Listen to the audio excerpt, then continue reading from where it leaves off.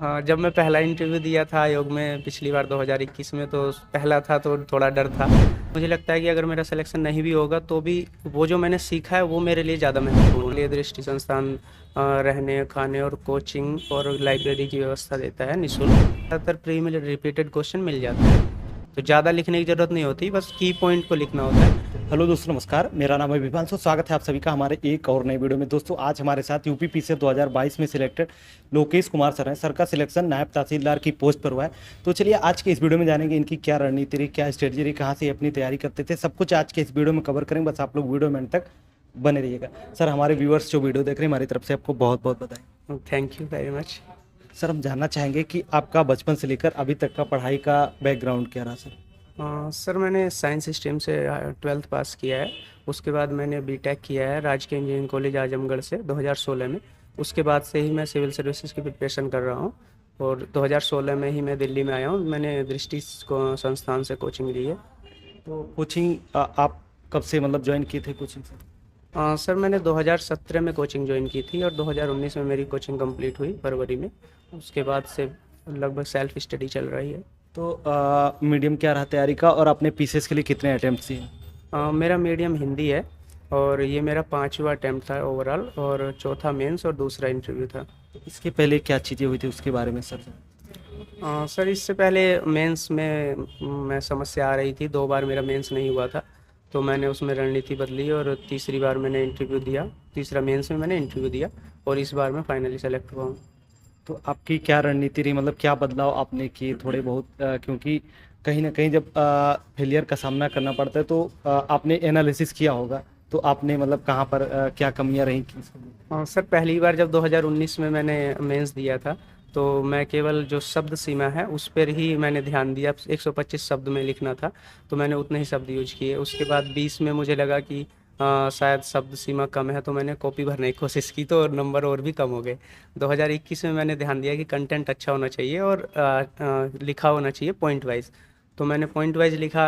और तब भी मेरा इंटरव्यू हुआ लेकिन फाइनल सिलेक्शन नहीं हुआ। इस बार ये ध्यान दिया कि कंटेंट अच्छा होना चाहिए लेकिन प्रेजेंटेशन भी अच्छा होना चाहिए, क्वेश्चन को प्रेजेंट करना अच्छे से आना चाहिए, तो मैंने उस पर ज़्यादा वर्क किया, प्रेजेंटेशन और कंटेंट। तो उसकी वजह से मुझे लगता है फाइनल सिलेक्शन हो गया। तो सर, जैसे कि इतना टाइम लगा, आपका 4 से 5 अटेम्प्ट्स भी हो गए, तो इस दौरान क्या क्या संघर्ष का सामना करना, कितनी कठिनाइयाँ आई आपके इस एस्पिरेंट लाइफ में? कठिनाइयाँ एक ही आती है स्टूडेंट्स की लाइफ में, जब असफल होता है तो मोटिवेशन डाउन हो जाता है। उसे लगता है कि शायद मैं कर पाऊँगा या नहीं कर पाऊँगा, तो उसमें बस खुद को मोटिवेट रखना होता है कि हाँ, हम कर सकते हैं।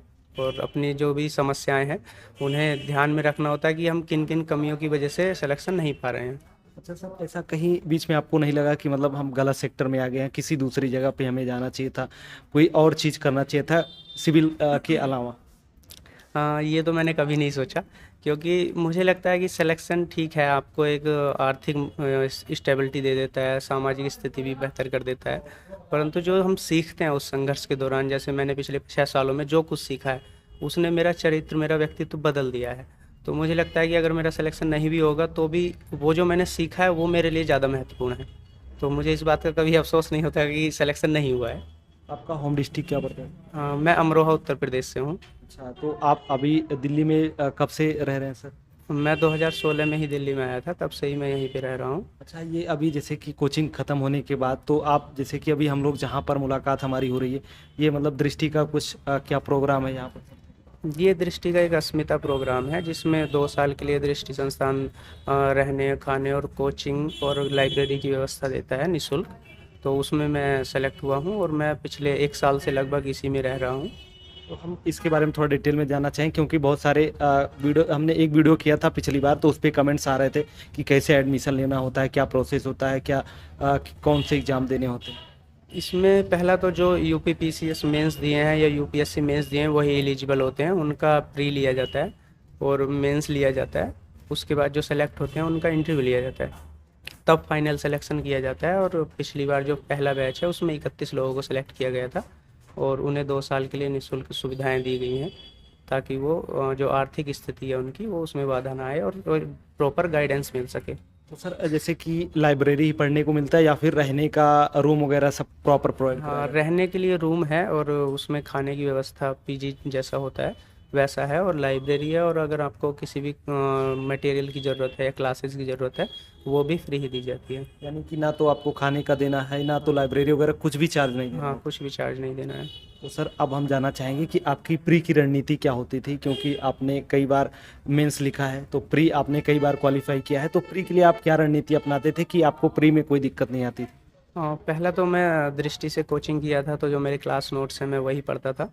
उसके अलावा मैंने घटना चक्र जो पूर्वावलोकन आता है उसमें क्वेश्चन, क्योंकि ज़्यादातर प्री में रिपीटेड क्वेश्चन मिल जाते हैं, तो मैं वो रिपीटेड क्वेश्चन के लिए पूर्वावलोकन पढ़ता था। उसके अलावा घटनासार जो करंट अफेयर्स की बुक आती है, और ये दृष्टि घटना चक्र की एक करंट अफेयर्स के लिए आती है, मैं केवल लिमिटेड सोर्स ही पढ़ता था, यही सब उसी से प्री में हेल्प मिल जाती तो थी। क्या घटना चक्र का आप नोट्स वगैरह भी बनाते थे, शॉर्ट नोट्स? घटना चक्र का शॉर्ट नोट्स नहीं बनाया मैंने। क्या प्री के लिए पूछ रहे हैं हाँ, कि मैं? प्री प्री के लिए नहीं, मैं केवल उसे रिवाइज कर लेता था पूर्वावलोकन को, तो उसी से हो और जाता। न्यूज़पेपर वगैरह भी पढ़ते थे कोई? न्यूज़पेपर, हाँ, दैनिक जागरण में पढ़ता था पहले, और अब मुझे लगता है कि एक एडिटोरियल अगर आप डेली देख लेते हैं तो जो रोज़ की खबरें हैं वो आपको पता चलती रहती हैं, उनके आप नोट्स बना सकते हैं अगर बनाना चाहें। मंथली मैगजीन वगैरह या फिर यूट्यूब पर कोई चैनल आप फॉलो करते थे? मंथली में यूट्यूब पे तो मैं केवल एडिटोरियल जैसे ओनली आईएएस का देख लिया, या फिर बाइजू देख लिया, वो अच्छा था। और मंथली मैगजीन में दृष्टि की जो प्रोवाइड होती है उसी को मैं पढ़ लेता था। और इसके अलावा सर यूपी के भी क्वेश्चंस पूछे जाते हैं, तो यूपी के लिए आप क्या पढ़ते थे, क्या रणनीति आपकी रहती थी? यूपी स्पेशल के लिए जो करंट अफेयर्स की बुक आती है घटनासार, लगभग यूपी की वही आती है।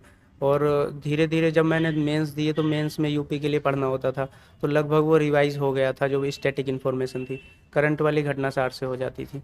और अब हम जानना चाहेंगे कि मेंस के लिए क्या खास रणनीति होती है, क्योंकि आपने कोचिंग तो की थी, कोचिंग के अलावा आप एक्स्ट्रा क्या चीज़ें फॉलो करते थे तैयारी में? मेंस के लिए मैंने जो सिलेबस है, जो फर्स्ट सेकंड और थर्ड फोर्थ पेपर का है, फोर्थ पेपर तो लगभग ब्रॉड हो जाता है, लेकिन फर्स्ट सेकंड थर्ड में टॉपिक वाइज दिए हुए हैं सब, और उन टॉपिक से सीधे सीधे सवाल पूछा जाता है।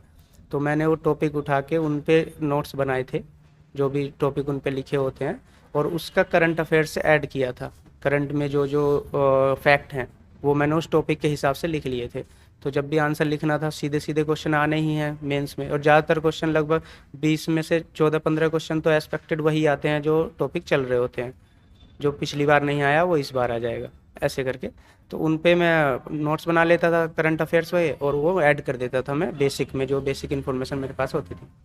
और सर नोट्स बनाने के लिए हमारे साथ जुड़े हुए छात्रों को कुछ सजेशन देना चाहेंगे कि जब वो शॉर्ट नोट्स बनाएं तो किन चीज़ों का ध्यान रखें? खासकर लोगों के सामने ये प्रॉब्लम आती है जब नोट्स बनाने बैठते हैं तो क्या होता है, जैसे बुक होती है तो पूरा का पूरा छापते चले जाते हैं, तो इस पर आपका क्या विचार?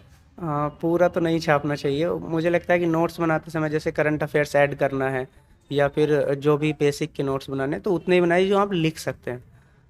प्री के लिए ठीक होता है कि बहुत सारा लिख लिया है आपने, वो याद करना है, एक बार पढ़ लेंगे, लेकिन मेंस के लिए आपको वही नोट्स बनाने चाहिए जो आप उतार सकते हैं आंसर में। तो ज़्यादा लिखने की ज़रूरत नहीं होती, बस की पॉइंट को लिखना होता है, और करंट अफेयर्स का जो चल रहा होता है उसमें से भी जो की पॉइंट है करंट अफेयर्स के, जो आप लिख सकते हैं वहाँ पे जाकर, वो केवल लिखना है। अच्छा सर, इंटरव्यू के लिए थोड़ा हम जानना चाहेंगे कि जब आप इंटरव्यू देने गए तो किस तरीके की फीलिंग्स रहीं, मतलब अंदर जाने के बाद कैसा माहौल रहा था? हाँ, जब मैं पहला इंटरव्यू दिया था आयोग में पिछली बार 2021 में, तो पहला था तो थोड़ा डर था, लेकिन जब मैं वहाँ से निकला तो आंसर ठीक ही थे, अच्छे थे। इस बार थोड़ा डर कम हो गया है तो इस बार भी ठीक ही इंटरव्यू था, अब देखिए कैसा मार्क्स आते हैं। पिछली बार कितने नंबर्स मिले रहे होंगे आपको इंटरव्यू में से? और पिछली बार मुझे 65 मिले थे। 65। और अब की बार ऑप्शनल हट चुका है, तो आप इसके बारे में क्या कहना चाहेंगे, क्या विचार है आपका इस पर? हाँ, मेरे लिए तो काफ़ी अच्छा है कि ऑप्शनल हट गया है, क्योंकि मेरा ऑप्शनल ज्योग्राफी है जिसमें मार्क्स काफ़ी कम आते, तो बाकी सब्जेक्ट्स के मुकाबले ज्योग्राफी ख़राब प्रदर्शन कर रहा है, तो अगर हटता है तो मेरे लिए अच्छा ही है।